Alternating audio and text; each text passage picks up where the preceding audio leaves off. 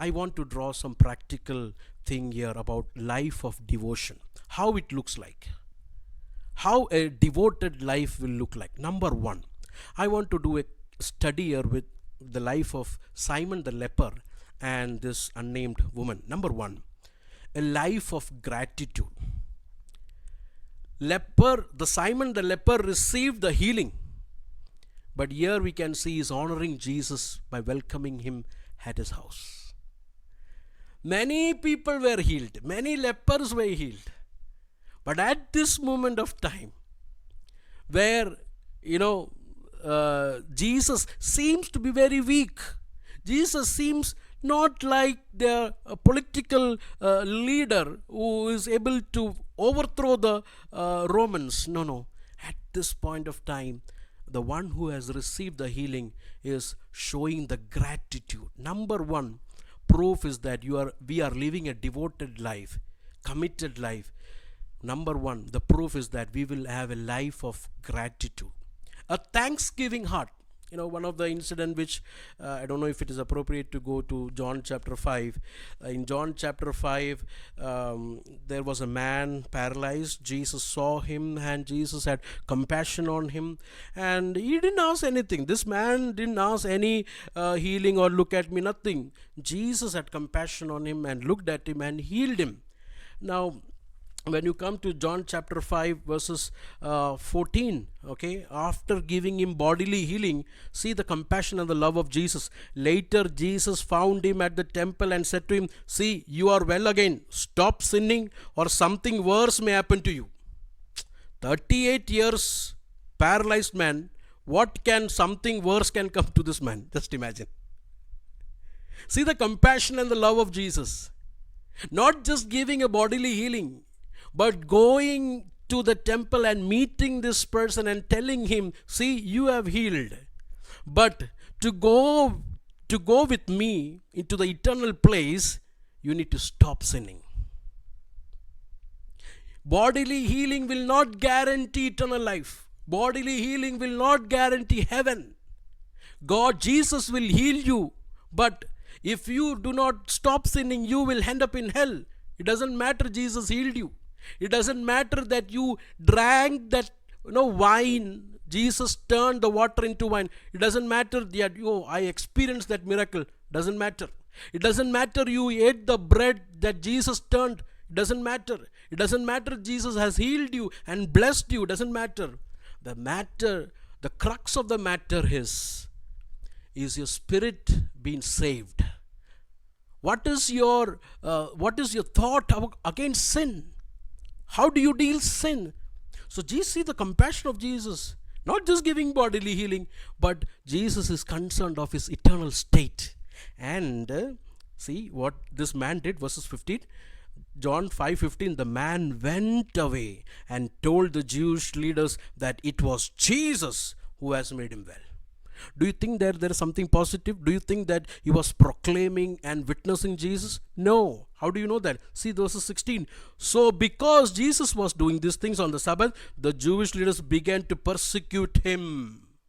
They came to know through this man, it was Jesus. One way or the other, this man did not have a thanksgiving, no gratitude of what Jesus has done in his life. Number one proof that we are living a devoted and a committed life. It's not in what we do outwardly, how we preach well, how we teach well. It is how we are living before the Lord. Is it we are living a thankful life? Are we living a life of gratitude? Second thing, a person who is living a life of devotion, he will have an undivided heart. See, this woman came, she has no agenda. She has nothing in her mind. Only one thing. You know what is that? I want to anoint Jesus' head. I want to give my everything to Jesus. That is the only one thing she has. What about the disciples? Some of them want to sit at the right and the left. Some of them want to become greater. Some of them want to betray. They have lot of other things going in their heart and mind. But here we can see a woman. she has an undivided heart. Look at that rich young ruler. According to him, outwardly, he is following everything. He is a good person. Nothing serious. He has done nothing serious sin. Jesus loved him. Looking at him, he has obeyed the commandments. But he had a divided heart. He loved his possession and he also wanted eternal life. How many people flock in the church having a divided heart? The proof that we are living a committed life, the proof that we are living a devoted life, second is that we will be having an undivided heart. People there had several other interests, but she has only one. The third thing, we are living a devoted life. Third thing, we are ready to pay the cost. We are ready to pay the cost. Breaking of the jar means she is ready to give everything that is inside the jar. If you break the jar, that means you cannot reuse it. You are giving everything, full committed, fully giving totality of our life. Remember, brothers and sisters, one thing. It will be beautiful only when we pour our life completely into the hands of the Lord. Otherwise, it will stink. Otherwise, it will end in destruction. The life committed complete to the Lord is the beautiful thing. The proof that we are living a devoted life, what is it? I am ready to pay the cost. I am ready to give what is very dear to me. This verse is challenging to me in the Old Testament. God told to Abraham, give me Isaac. Just remove Isaac and put whatever you love and dear for you. Maybe it is your children. Maybe it is the education. Whatever it is, I don't know. Just remove that Isaac and write whatever you like, whatever which is dear to you. And God is saying that, give me. Are we ready to pay the cost? See, all this while Jesus is teaching his disciples. He's spending time with his disciples. In our words, they are all writing all the notes. But when the time came, an outsider, she has not heard all this teaching. An outsider is ready to pay the cost. She is ready to break the jar. Number 3, paying the cost. Number 4, what compelled this woman to come and pour out all this perfume on Jesus? What compelled? See, nowadays we have a thing called as, I call Jesus, I come to Jesus, even though we don't say that explicitly, but somewhere in our unconscious mind we have this. If I don't pray, God will, rebuke me, God will put me in fire. If I don't fast, if I don't go to fellowship, something bad will come to me. That is the number one thing. So let me do everything prayerfully, let me behave, let me obey because of fear. That is one extreme. There is another extreme. If I do all these things, I will get some rewards. Jesus will bless me. Jesus will give me all what I pray for. So there are two extremes, that is fear and reward. Is that the true reason this woman came and broke the jar? Do you think because of fear? If I don't break the jar, Jesus will judge me? Is it because, she thought that if I don't break the jar, I will not get many jars. If I give one jar, I will get 10 jars. I will get more rewards. This was the compelling factor. This was the driving force. I was just preparing this message. This question asked me, why are you following Jesus? What is the driving force of your theology? What is the driving force of your teaching? What is the driving force of your ministry? Is it fear or is it reward? What is the driving force? Christ love. It was Christ love. Love for Christ that was compelling her. 2 Corinthians chapter 5 verses 15 says that for Christ's love compels us because we are convinced that one died for all and therefore all died. No self-interest, no self-empire, nothing. Because I died with Christ. I died with Christ and he died for all. And those who live, see, moments back Paul said you died.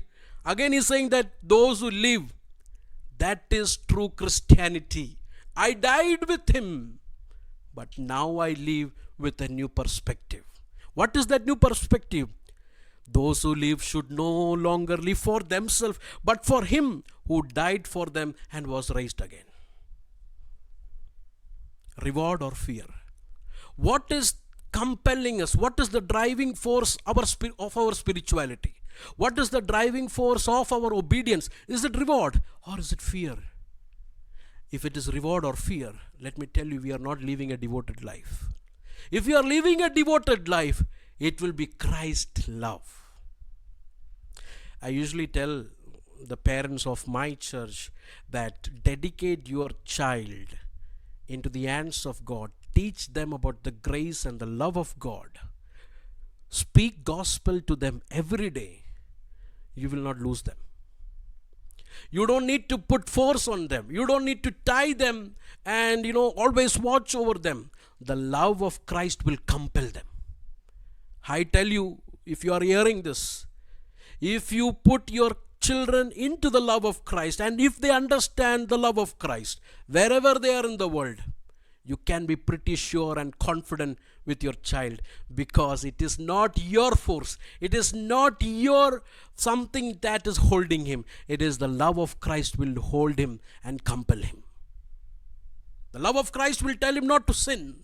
The love of Christ will compel him and bring him at the feet of Jesus Christ. What is the compelling factor? What is the driving force? I want to ask my dear brothers and sisters, what is the driving force? And the fifth one, how we know that we are living a devoted life. Fifth one, faithful to the true gospel. Past 4 years, I am studying only the 4 gospels. And my prayer is, Lord, on the day I die, till that day, or when you come, I want to be faithful to your true gospel. Faithful to the true gospel. She appears to be the first person to perceive that the gospel is realized only in suffering. See verses 9, chapter 14, verses 9. Truly I tell you, wherever the gospel is preached throughout the world, what she has done will also be told in memory of her.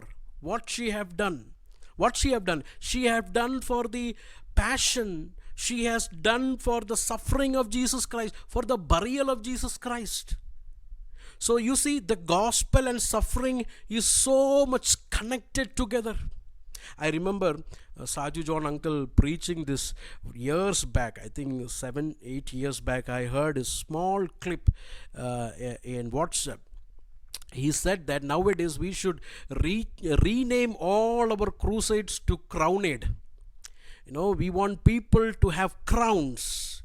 Actually, it is cross. It is crusade. It is about the suffering of Jesus Christ. It is about the death of Jesus Christ. Where is it? Gospel is connected to the suffering and the passion of Jesus Christ. If we remove that passion, if we remove that suffering, that is not the gospel. That is some other gospel. That is a different gospel. People like to hear that. See the gospel. Jesus said in verses 9, truly I tell you, wherever the gospel is preached. He's saying that gospel is preached, right? The gospel word is used in chapter 1 by Jesus, and this is the last time he is using in chapter 14. See in chapter 1 verses 15, the time has come, he said, the kingdom of God has come near, repent and believe the good news. Believe the good news. And chapter 14 says that, when the gospel is preached, this woman will be remembered. Why? Because gospel plus suffering, you cannot separate that. Gospel and the passion of Jesus Christ, you cannot separate that. And the disciples heard all the passion prediction, and this outsider woman, she knows gospel plus passion, gospel plus suffering is what Jesus. I told you 5 things. How do we know that we are living a committed and devoted life? Number 1, we will be living a life of gratitude. A thanksgiving life. 40 years the Israelites were in the wilderness just because they were grumbling. They were not happy. They were not thanksgiving. They didn't like the manna, they didn't like the pastor, they didn't like the situation, they didn't like anything. It was always complaint, it was always grumbling. And one verse which is very careful, we should be, it is a warning for all of us, that 40 years in Hebrews chapter 3 or 4, I guess it says that for 40 years God was angry with that generation. 40 years God was angry, but still they had everything to eat, they had every food, water, and everything was going perfect, but God was not happy. See, God can bless us materially, we can have materialistic blessing, everything, but still God can be angry on us because of not living a gratitude, a life of thanksgiving. Second, how do we know that we are living a devoted life, an undivided heart? And third is paying the cost. Fourth is compelled by Christ's love. And fifth is faithful to the true gospel. Faithful to the true gospel. Now let's come to chapter 4, verses 7. It's a very controversial verse, I guess. If it is not, just leave it. Jesus said that, leave her alone, said Jesus. Why are you bothering her? She has done a beautiful thing to me. I've already explained. Jesus has judged the inner motive of that person, but not like disciples.